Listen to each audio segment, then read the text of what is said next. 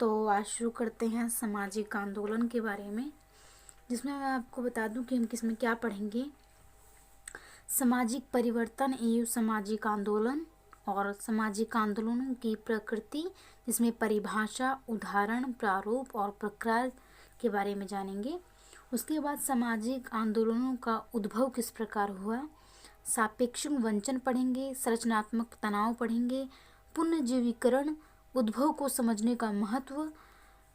इसमें हम ये सब चीज़ें पढ़ने के बाद हम पढ़ेंगे सामाजिक आंदोलनों में नेतृत्व, लीडर एवं विचारधारा की भूमिका कौन निभाता है सामाजिक आंदोलनों में।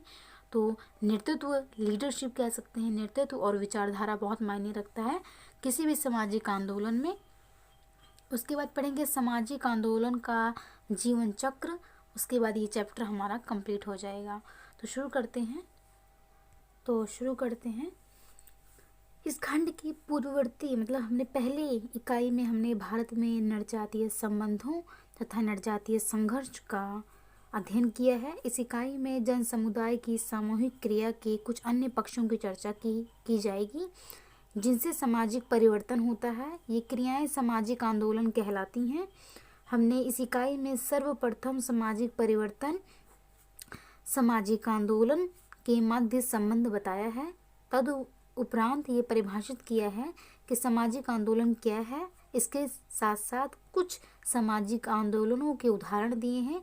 इसके बाद सामाजिक आंदोलन के विभिन्न प्रारूपों तथा प्रकारों का वर्णन किया है तथा सामाजिक आंदोलनों के उद्भव की जांच की है कि सामाजिक जो आंदोलन है किस प्रकार उठता है।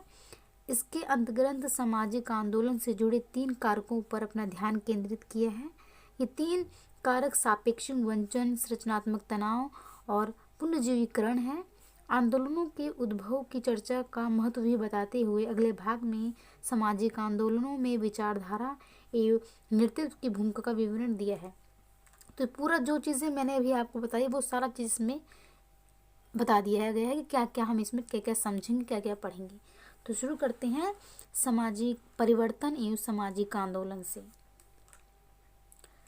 समाज क्यों व कैसे परिवर्तित होता है, परिवर्तन किस प्रकार होता है समाज में। तो समाज क्यों व कैसे परिवर्तित होता है, इसे बात को समझना समाजशास्त्र की प्रमुख समस्याओं में से एक है। सभी समाज परिवर्तित होते हैं, सभी समाज में परिवर्तन आता है। तो सभी समाज परिवर्तित होते हैं। कुछ समाज क्रांतिकारी रूप में इस अर्थ में बदलते हैं कि कुछ सामाजिक संस्थाओं का स्थान नई संस्थाएं ले लेती हैं। जो सामाजिक संस्थाएं होती है उनका जो स्थान होता है वो नई संस्थाएं ले लेती हैं। परिवर्तन इस प्रकार भी होता है। अथवा वर्तमान की सामाजिक संस्थाएं, जो वर्तमान में सामाजिक संस्थाएं हैं, विविध परिवर्तन हो सकता है। उदाहरण के लिए पारंपरिक संयुक्त परिवारों के स्थान पर केंद्रित परिवारों के प्रचलन से परिवार की सामाजिक संस्था में परिवर्तन आया है। जो पुराने समय में जो संयुक्त परिवार होते थे, अब कहीं ना कहीं केंद्रित परिवार जो हैं अब सिर्फ एकल परिवार जिसे कहते हैं उसका स्थान ले लिया है। पहले संयुक्त परिवार होते थे, अब एकल परिवार होने लगे। सिर्फ पति पत्नी और बच्चे, एकल परिवार, केंद्रित परिवार भी कहते हैं इसे। तो केंद्रित परिवारों के प्रचलन से परिवार की जो सामाजिक संस्था में परिवर्तन आया है। इसके अतिरिक्त कुछ अन्य संस्थाएं अस्तित्व ही खो देती हैं। उदाहरण के लिए यदि दासता पर आधारित समाज का स्थान समानतावाद ले लेता है तो उसी समानतावादी समाज में दासता पर आधारित सामाजिक संस्थाएं लुप्त हो जाती हैं। यदि समाज को ऐतिहासिक संदर्भ में देखा जाए तो पता चलता है कि इन सभी समाजों में परिवर्तन हुए हैं। अगर इतिहास से अब तक की बात की जाए तो अभी तक समाज में बहुत से परिवर्तन हुए हैं। कुछ समाजों में ये परिवर्तन क्रमिक, ग्रेजुअल होते हैं, अर्थात बहुत लंबे समय में परिवर्तन होते हैं, बहुत लंबे समय लग जाता है परिवर्तन होते हैं। जबकि अन्य समाजों में ये परिवर्तन द्रुत हो सकते हैं। जैसा कि हमें मालूम है कि सामाजिक परिवर्तन मात्र कुछ परिवर्तनों तथा अथवा नियति द्वारा पूर्ण निश्चित कुछ कारकों के कारण नहीं होता है। समाज में अनेक शक्तियाँ एक साथ कार्य करती रहती हैं। अनेक शक्तियाँ जो हैं एक साथ कार्य करती हैं। किसी भी परिवर्तन के लिए आवाज़ उठाना, सब मिलकर ही आवाज़ उठाते हैं तभी परिवर्तन होता है। तो समाज में अनेक शक्तियाँ एक साथ कार्य करती रहती हैं जिनके कारण परिवर्तन होता है। इनमें से कुछ सामाजिक संस्थाएं से बाहरी है। अर्थव्यवस्था अथवा उत्पादन संबंधों में होने वाले परिवर्तनों के कारण होने वाला परिवर्तन इसका एक उदाहरण है। जैसे कोई भी गलत कार्य हुआ है तो लोग आवाज़ मिलजुल कर अगर आवाज़ उठाते हैं किसी भी गलत चीज़ के प्रति, तो कहीं ना कहीं उसमें परिवर्तन तो होता ही है। अगर परिवर्तन नहीं भी हो तो थोड़ी बहुत चीज़ें तो जरूर परिवर्तित होती, जरूर बदलती हैं। औद्योगिकरण के कारण सामाजिक में परिवर्तन इसका एक उदाहरण है कि जो उद्योग है, औद्योगिकरण के कारण सामाजिक में परिवर्तन इसका एक उदाहरण है। औद्योगिकरण के कारण सामाजिक संस्थाओं में परिवर्तन होता है। ऊपर बताए गए पारिवारिक संरचना में परिवर्तन औद्योगिकरण के प्रभाव का परिणाम है। संयुक्त परिवारों की अपेक्षा केंद्रित या एकल परिवार अब हो चुके हैं। औद्योगिक समाजों की प्रकृति के अधिक अनुकूल है। इसके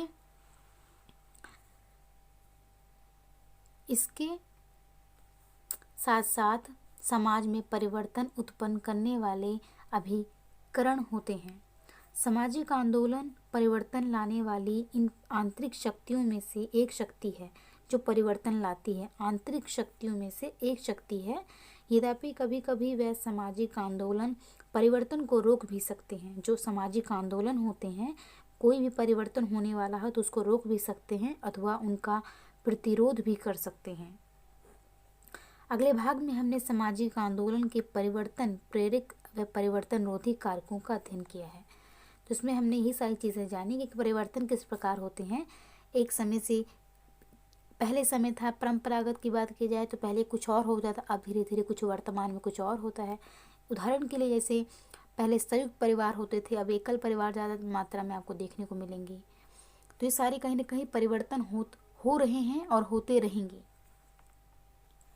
आगे जानते हैं सामाजिक आंदोलन की प्रकृति, कि सामाजिक आंदोलन किस प्रकार होते हैं। तो परिभाषा जानते हैं पहले। The international encyclopedia of social sciences की परिभाषा के अनुसार सामाजिक आंदोलन परिवर्तन लाने के सामूहिक प्रयासों का एक प्रकार है। जो भी परिवर्तन आता है सामाजिक आंदोलन द्वारा परिवर्तन लाने के सामूहिक प्रयासों का एक प्रकार है। समूह के तौर पे कहा जाए, लोगों का मिलजुल कर प्रयास करना ही एक प्रकार से कह सकते हैं परिवर्तन लाया जाता है उसी से। ये प्रयास इस बात के हो सकते हैं कि कुछ समूह सामाजिक रूप से साझी मांग का प्रतिनिधित्व करें। कुछ समूह सामाजिक रूप से साझी मांग, समूह जो होते हैं ग्रुप ग्रुप कहते हैं जिसे, तो कुछ समूह सामाजिक रूप से साझी मांग, उनकी मांग जो होती है एक जैसी होती है, उसका वो प्रतिनिधि करें। जो सामाजिक व्यवस्था के कुछ पक्षों में परिवर्तन चाहती है, समाज की कोई भी व्यवस्था है जो उसे नहीं ठीक लग रही, उसमें परिवर्तन चाहती है। टन्नर एवं किल्हन ने सामाजिक आंदोलन को परिभाषित करते हुए कहा, जो टन्नर हैं और जो किल्हन हैं, इन्होंने क्या कहा, सामाजिक आंदोलन को इन्होंने कैसे परिभाषित किया। तो इन्होंने कहा, आंदोलन को परिभाषित करते हुए कहा कि सामाजिक आंदोलन वह सामूहिकता है। सामूहिकता मतलब ग्रुप, वो सामूहिकता है जो उस समाज में परिवर्तन को प्रोत्साहित अथवा अवरुद्ध करने के लिए निरंतर के साथ कार्य करती है। या तो उस परिवर्तन को रोक सकती है या तो उस परिवर्तन करती है। तो कहीं ना कहीं अवरुद्ध करने के लिए निरंतरता के साथ कार्य करती है। या तो परिवर्तन करने में समूह रूप से वो भाग लेती है, या तो कोई परिवर्तन उसको रोकने के लिए वो भाग लेती है। दोनों में बात की जा रही है। टोक ने इस बात पर जोर दिया है कि सामाजिक आंदोलन बहुत सारे लोगों द्वारा साझी समस्या को सामूहिक रूप से सुलझाने का प्रयास है, कि वो एक साथ मिलकर एक समस्या को सुलझाने का प्रयास करते हैं। कहीं ना कहीं जो आंदोलन का रूप ले लेते हैं, ये गलत भी हो सकता है, सही भी हो सकता है। तो कहीं ना कहीं सबके अपने अलग अलग एजेंडा होते हैं।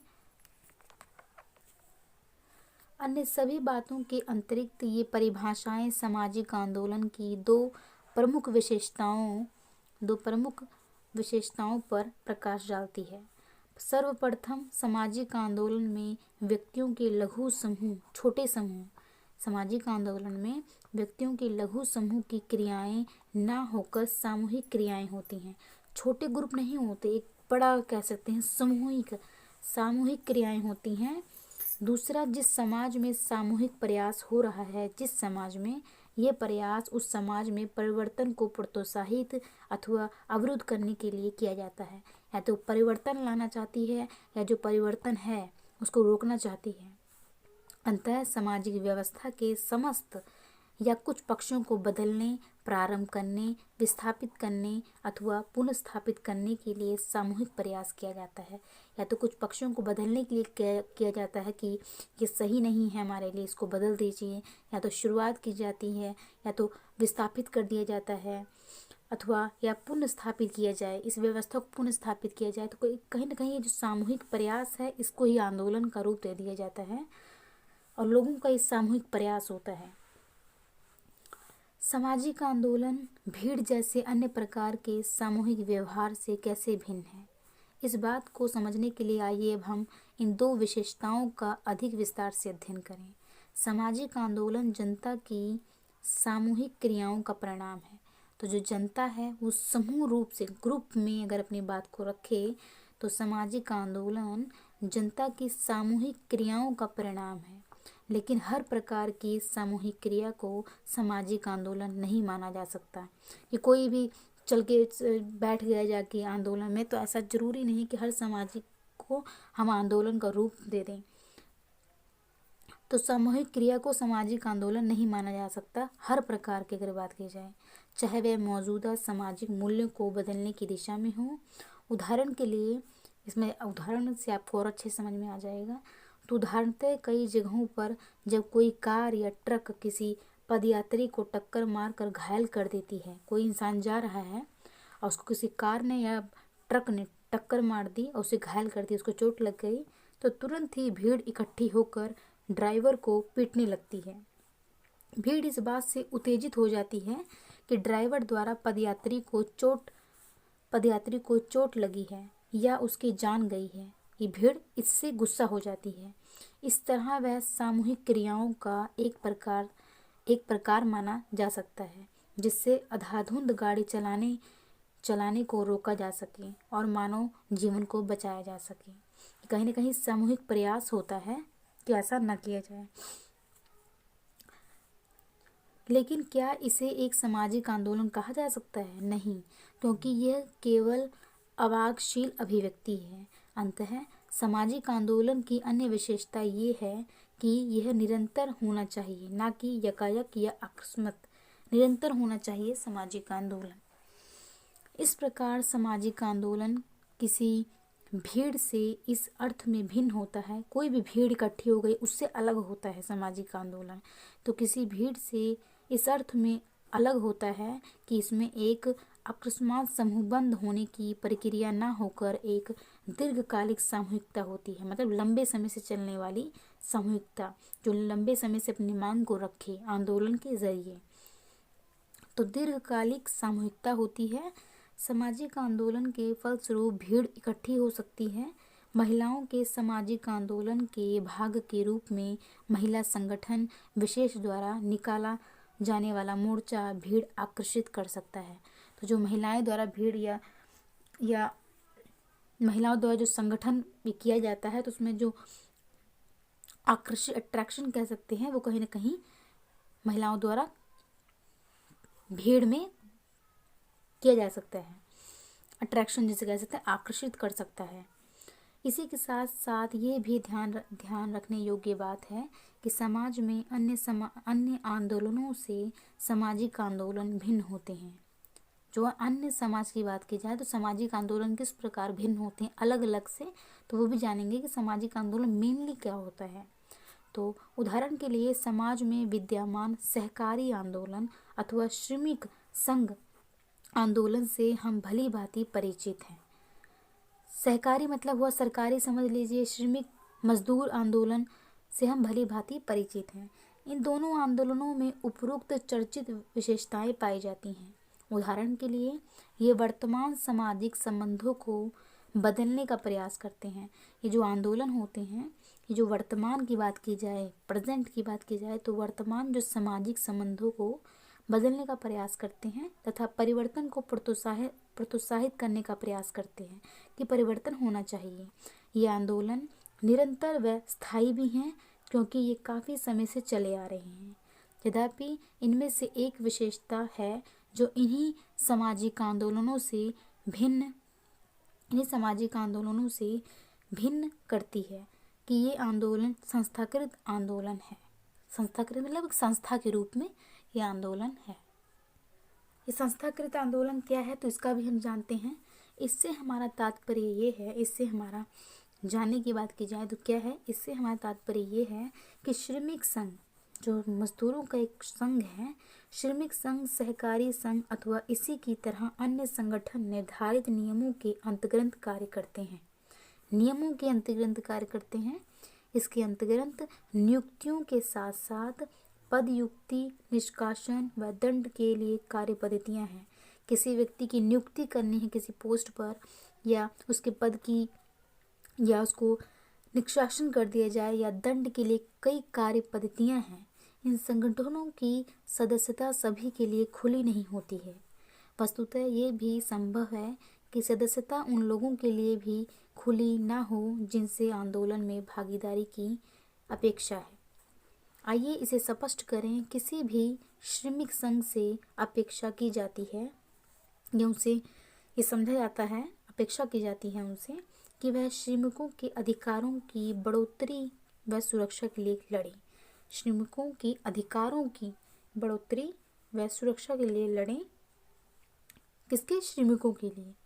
परंतु सभी श्रमिक स्वयं ही श्रमिक संघ के सदस्य नहीं बन जाते। तो संघ का सदस्य नहीं बन जाते, खुद ही श्रमिक संघ के सदस्य नहीं बन जाते। वह सदस्य तब ही बन सकते हैं जबकि वह श्रमिक संघ के उद्देश्यों से सहमत हों। जब उद्देश्य जो उसका अगर हमें अच्छा लगा तो हम उस संघ में शामिल हो सकते हैं, अन्यथा नहीं।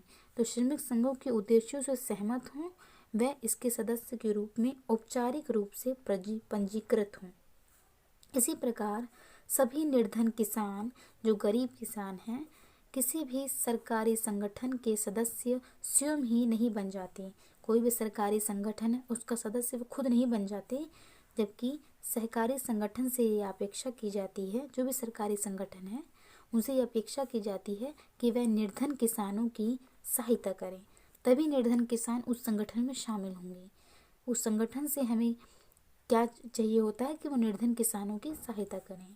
इसके लिए सदस्यता का पंजीकरण, शेयरों की खरीद जैसी औपचारिकताएं पूरी करनी पड़ती हैं। अंततः इन संगठनों में सदस्यता हेतु औपचारिक नियमों की व्यवस्था होती है।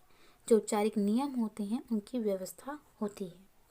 केवल वह ही लोग सदस्यता प्राप्त करने की आशा कर सकते हैं जो इन नियमों को स्वीकार करते हैं तथा इन नियमों का पालन करते हैं। नियमों का पालन न करने पर सदस्यों को उनकी सदस्यता से निष्कासित मतलब निकाल दिया जाता है या निलंबित किया जा सकता है, जो स्वीकार नहीं करते हैं। उपरोक्त तरीके से जो हमने ऊपर पढ़ा, उपरोक्त तरीके से एक स्थायी संरचना तथा पदक्रम व्यवस्था के साथ संस्थाकृत आंदोलन कार्य कर सकता है। एक पदक्रम व्यवस्था के साथ संस्था आंदोलन कार्य कर सकता है। दूसरे शब्दों में इस प्रकार के संगठनों की संरचना परिवर्तित नहीं हो सकती। किसी भी श्रमिक संघ की पदक्रम व्यवस्था सत्ता पर आधारित होती है, जिसमें एक अध्यक्ष, सचिव, कमेटी के सदस्य आदि होते हैं। अध्यक्ष होता है, सचिव होती है, कमेटी के सदस्य होते हैं। इनमें से प्रत्येक के अलग अलग उत्तरदायित्व होते हैं, अलग अलग काम होता है तथा इनकी भिन्न भिन्न स्तर की सत्ता होती है, भिन्न भिन्न अलग अलग इनकी प्रकार की सत्ता होती है। इस प्रकार की पदक्रम व्यवस्था में पोस्ट जिसे कहते हैं पदक्रम व्यवस्था के किसी भी संस्थाकृत आंदोलन के लिए आवश्यक है। वस्तुतः ये व्यवस्था ही इसे निरंतर बनाए रखने में सहायता देती है। दूसरी ओर सामाजिक आंदोलनों में उपरोक्त विशेषताओं में से एक भी नहीं होती। सामाजिक आंदोलनों की दो विशेषताएं निरंतर क्रिया तथा अनायासता एक ही समय पर साथ साथ काम करती है। ये सामाजिक आंदोलनों को अन्य आंदोलनों से भिन्न करती है, मतलब अलग करती है। इन विशेषताओं में से केवल किसी एक के अस्तित्व से सामाजिक आंदोलन पैदा नहीं होता कि सिर्फ एक इंसान की भागीदारी से सामाजिक आंदोलन नहीं बनता है। इसे हमें इस प्रकार समझें कि पहले दिए गए श्रमिक संघों व सरकारी संगठनों के उदाहरणों से पता चलता है, जो सरकारी संगठन हैं उनके उदाहरणों से पता चलता है कि ये आंदोलन दीर्घकाल से चले आ रहे हैं, बहुत लंबे समय से चले आ रहे हैं। परंतु ऐसा इसलिए है क्योंकि ये संस्थाकृत है, एक संस्था का है, तभी ये दीर्घ लंबे समय से चला आ रहा है, ना कि इसलिए कि ये अनायास होते हैं। अनायास मतलब ऐसे ही नहीं होते, एक संस्था के रूप में कह सकते हैं चल रहा है ये। दूसरी ओर असावधान ड्राइवर की पिटाई जैसे सामूहिक व्यवहार अनायास तो है, परंतु ये निरंतर न होने के कारण सामाजिक आंदोलन नहीं है। ये कह सकते हैं ये निरंतर नहीं होता, एक ज़रूरी नहीं कि ये रोज ही ऐसी घटना हो, तो निरंतर न होने के कारण एक सामाजिक आंदोलन नहीं है। सामाजिक आंदोलन वो होता है जो लंबे समय से चला आ रहा हो, किसी न किसी उद्देश्य को लेकर, किसी न किसी लक्ष्य को लेकर। हमने यहाँ अनायास पर जोर इसलिए दिया है क्योंकि सामाजिक आंदोलन में पदक्रम के विन्यास की निश्चित व्यवस्था नहीं होती। अतः इनमें संगठन के लक्षणों में नवीनतम लाने की क्षमता होती है। किसमें? संगठनों के लक्षणों में नवीनतम लाने की क्षमता होती है। वस्तुतः उन्नयन के किसी भी स्वरूप का संस्थाकरण अनायास को रोकेगा, क्योंकि संस्थाकरण में स्थायी संरचना होती है। संस्थाकरण जो होता है, संस्था जो होती है वो एक स्थायी होती है, एक स्थायी संरचना होती है। उसका बात की जाए तो वो एक स्थायी होती है, ना कि ऐसी ही। अब यदि हम उन सभी विशेषताओं का ध्यान रखें जिनकी चर्चा हो चुकी है, तो सामाजिक आंदोलनों को इस तरह परिभाषित किया जा सकता है। सामाजिक आंदोलन लोगों के विहित समूह द्वारा की गई वह सामूहिक क्रिया है जो कि समाज में कुछ मूल्यों, प्रतिमानों एवं सामाजिक संबंधों को बदलने के उद्देश्य से की जाती है। तो सामाजिक आंदोलन किस उद्देश्य से की जाती है? जो मूल्यों, कुछ समाज के कुछ मूल्यों, प्रतिमानों एवं सामाजिक संबंधों को बदलने के उद्देश्य से की जाती है, परंतु इसे क्रिया में अनायासता व निरंतरता दोनों होती है। इस भाग में हमने पहले सामाजिक आंदोलनों की दो प्रमुख विशेषताओं की चर्चा की है। कोई भी सामाजिक आंदोलन एक ऐसा सामूहिक प्रयास है, ग्रुप का एक सामूहिक प्रयास है जो कि न केवल परिवर्तन को प्रोत्साहित करता है, परिवर्तन लाने की कोशिश करता है, अपितु परिवर्तन का प्रतिरोध भी करता है। कोई परिवर्तन ऐसा है जो लोगों के लिए लोग सही नहीं मानते हैं, तो उसको रोकने का भी प्रयास करते हैं। इस विशेषता को ध्यान में रखना आवश्यक है क्योंकि सभी सामाजिक आंदोलन वर्तमान स्थितियों को बदलने का प्रयास नहीं करते। उदाहरण के लिए ये स्पष्ट है कि 19वीं शताब्दी से सती की सामाजिक प्रथा को समाप्त करने के सामूहिक प्रयास चलते रहे हैं। राजा राम मोहन रॉय ने सती के विरुद्ध सक्रिय अभियान छेड़ा तथा 19वीं शताब्दी में सती के विरुद्ध कानूनी कार्यवाही के लिए वह ही मुख्य रूप से उत्तरदायी थी। सती प्रथा जो थी उसका जो रोक लगाई सती प्रथा पर, वो राजा राम मोहन रॉय ने ही लगाई। उनके समय में भी सती समाप्ति कानून का प्रतिरोध करने के लिए सामूहिक प्रयास किए गए। समाप्त जब उन सब ने मिलकर, कुछ समूहों ने मिलकर इसको समाप्त करने की कोशिश की, तब भी इसको रोका गया। समाप्ति कानून का प्रतिरोध करने के लिए भी सामूहिक प्रयास किए गए। आज भी जनसंख्या का एक अच्छा खासा हिस्सा सती के विरुद्ध कानून को नहीं मानता। जिस उत्साह से कुछ लोगों ने दिवराला राजस्थान में सती का समारोह मनाने व उसे प्रोत्साहित करने का प्रयास किया है, वह एक ऐसा आंदोलन है जिसे परिवर्तन विरोधी माना जा सकता है। इसके अतिरिक्त ऐसे आंदोलन हो सकते हैं जो जातिवाद को प्रोत्साहित करते हैं कि जातिवाद होना चाहिए, इसको प्रोत्साहित करते हैं, अथवा अधिक स्पष्ट रूप से कहें तो जातियों की प्रभुता को पुनः सशक्त करने का प्रयास करते हैं कि जाति पहले जैसी मजबूत होनी चाहिए, समाज में होनी चाहिए।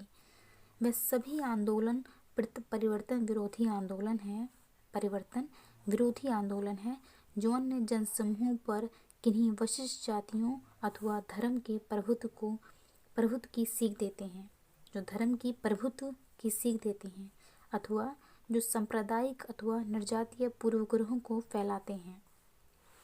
ये सभी वर्तमान प्रतिमान मूल्यों तथा सामाजिक संबंधों को बदलने व उनके स्थान पर रूढ़िवादी मूल्य स्थापित करने का प्रयास करते हैं। तो जो पुराने विचार हैं, सती प्रथा की बात की जाए, इसमें जलाया जाता है, उसके अगर उसका पति मर जाए तो उसको भी जलाया जाता है, और कई ऐसी रूढ़िवादी चीज़ें हैं जिसको वो ऐसे ही रखना चाहते हैं। लोग जो कोई परिवर्तन होता है तो उसको लोग विरोध करते हैं, ये परिवर्तन नहीं होना चाहिए। अब सती प्रथा पर भी रोक लगाई गई, उसको भी लोगों ने गलत कहा कि ये गलत बात है, सती प्रथा पर लोग रोक नहीं लगानी चाहिए। तो कई ऐसे चीज़ें आई जिस पर कहीं न कहीं उसका विरोध किया गया, कई ऐसे आंदोलन आए, कहीं न कहीं लोगों ने इसका विरोध किया कि ऐसा नहीं होना चाहिए। जो रूढ़िवादी मूल्यों को उन्होंने कहीं न कहीं स्थापित करने का प्रयास किया, जो रूढ़िवादी जो पुराने विचारों के हैं उसको स्थापित करने का प्रयास किया। परिवर्तन विरोधी सामूहिक प्रयास का चित्र इसमें दिखाया गया है। तो देखिए, जब सती समाप्ति कानून किया गया तो मुर्दाबाद मुर्दाबाद कहा गया। जय सती माँ, देखिए किस प्रकार इनमें सती को दिखाया गया है। चित्र के माध्यम से देख सकते हैं कि किस प्रकार इसे प्रोत्साहित किया जा रहा है, कैसा होना चाहिए, ऐसा होना चाहिए। परिवर्तन के विरुद्ध सामूहिक प्रयास, सती समाप्ति कानून का प्रतिरोध। उदाहरण के लिए, अब तक हमने सामाजिक आंदोलनों की एक परिभाषा देने का प्रयास किया है। इससे हमें ये समझने में सहायता मिली कि सामाजिक आंदोलन क्या है, तथा सामाजिक आंदोलन वही है जो लंबे समय से चला आ रहा हो, और उसको बदलने की भी बात की जाए, इसको परिवर्तन सकारात्मक भी हो सकता है, नकारात्मक भी हो, सही भी हो सकता है, गलत भी हो सकता है। परिवर्तन लाने का प्रयास किया जाता है, तथा सामाजिक आंदोलन अन्य आंदोलनों से किस प्रकार अलग है, भिन्न है। हो सकता है कि ये चर्चा आपको कुछ गुण प्रतीत हो, क्योंकि अभी तक हमने सामाजिक आंदोलनों की कुछ विशेषताओं को ही जाना है, परंतु यह नहीं देखा कि ठोस रूप से सामाजिक आंदोलन क्या है। तो आइए एक उदाहरण लें। इस संदर्भ में हमें एक उदाहरण जो हमारे दिमाग में तुरंत आता है वह विख्यात समाजशास्त्री MM श्रीनिवास द्वारा बताई गई संस्कृतिकरण की प्रक्रिया है। इस प्रक्रिया में हमने पाया कि जाति समूह विशेष के सदस्य अपने से उच्च माने जाने वाली जाति के समक्ष अपनी स्थिति को उठाने का प्रयास करते हैं। ऐसे वे उस जाति के सदस्यों के मूल्य, अनुष्ठानों, सामाजिक व्यवहारों का आंतरिकरण करके करते हैं। तो संस्कृतिकरण के बारे में मैंने बताया है आपको कि इसमें क्या होता है। जो निम्न वर्ग के लोग होते हैं ये उच्च वर्ग के लोगों के तौर तरीके अपना लेते हैं। श्रीनिवास ने उपयुक्त प्रक्रिया के लिए कर्नाटक में लिंगायतों का उदाहरण दिया है। ऐसे ही उदाहरण दूसरे स्थानों पर भी पाए जा सकते हैं। ऐसे ही प्रयास द्वारा पश्चिमी बंगाल के कूच बिहार तथा जलपाईगुड़ी जिलों के राजवंशियों ने अपनी परिस्थिति को क्षेत्रीय जाति के समक्ष उठाने का प्रयास किया। वह समुदाय उत्तर और पूर्वी भारत के भादो कछारी समूह का है। इसके सदस्य उपरोक्त जिलों के अतिरिक्त पड़ोस के राज्यों असम और बांग्लादेश में भी रहते हैं। 1 की जनगणना तक राजवंशी इसी समूह की एक जनजाति कोच के समक्ष रखे जाते थे। तब ये माना जाता था कि इन दोनों का समान नरजातीय उद्भव है। 1909 में ठाकुर पंचानन बर्मन के नेतृत्व में लीडरशिप में राजवंशियों ने घोषणा की कि उनकी पहचान कोच से भिन्न है। उनकी जो पहचान है वो इनसे भिन्न है, कोच से भिन्न थी। उन्होंने कहा कि वस्तुतः वह लोग उत्तरी भारत के क्षत्रिय थे जिन्होंने देश के इस भाग में शरण ले ली थी। क्षत्रिय सभा बनाई गई तथा सभी राजवंशियों से अपील की गई कि वे अपनी मूल परिस्थिति पर लौट आएं, जो उनकी पहले की जो स्थिति थी उस पर लौट आएं। राजवंशियों ने क्षत्रियों के अनुष्ठान अपनाने शुरू कर दिए। जैसे कि जनेऊ धारण करना। जनेऊ जो धारण करा जाता है उसको विवाह प्रथाओं में परिवर्तन कर लिया गया। गोमांस और सुअर के मांस को खाना बंद करना, ये सारी चीज़ें कहीं ना कहीं अपना ली। इन्होंने अपने नाम के साथ साथ ठाकुर की पदवी भी लगानी शुरू कर दी। अब राजवंशियों ने कहीं ना कहीं अपने नाम से ठाकुर की पदवी भी लगानी शुरू कर दी, ठाकुर। और 1911 के जनगणना के समय से राजवंशियों को एक भिन्न समूह माना जाने लगा। तो राजवंशियों को एक अलग समूह माना जाने लगा।